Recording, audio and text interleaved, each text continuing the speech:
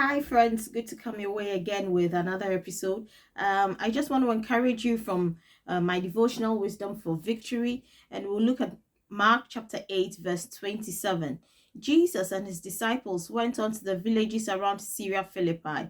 On the way, he asked them, "Who do people say that I am?" So Jesus wanted the opinion of people about him and the opinion of his disciples of him.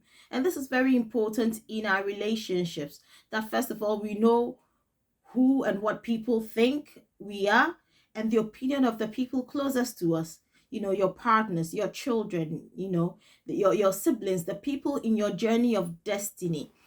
The disciples gave him an answer, verses 28 to 30. They replied, "Some say John the Baptist, others say Elijah, and still others one of the prophets." "But what about you?" Jesus asked. "Who do you say I am?"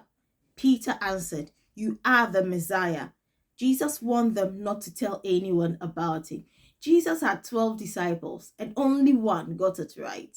Only one spoke up. For all you know, the other 11 had no clue. They just were following Jesus because he was a miracle worker, because he was one of the prophets, because they thought he was going to initiate the redemption of Israel. But only Peter spoke up and said, "You are the Messiah." It's important that the people in our lives know who we are. It's important that the people in our lives can tell where we are going. So please go back to the drawing board. Get your family together. Make sure they all understand the ethos of the family. Make sure they understand, your children understand why they are different from the neighbors next door. Get them together and make sure that your destiny helpers know who you are. They understand who you are. For all you know, you have just assumed that they understand you and they know where you're going, but they might not. So just do that to clarify that.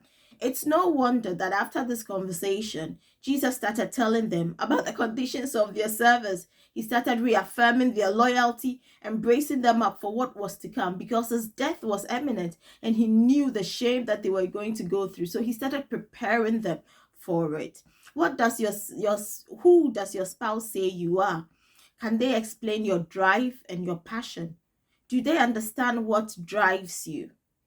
Can they explain why you are trying to achieve what you are trying to and why? The same goes with running an organization and parenting. We may have to check now and again that our children understand the ethos of our family unit. Make sure you are on course and your destiny helpers don't misunderstand you.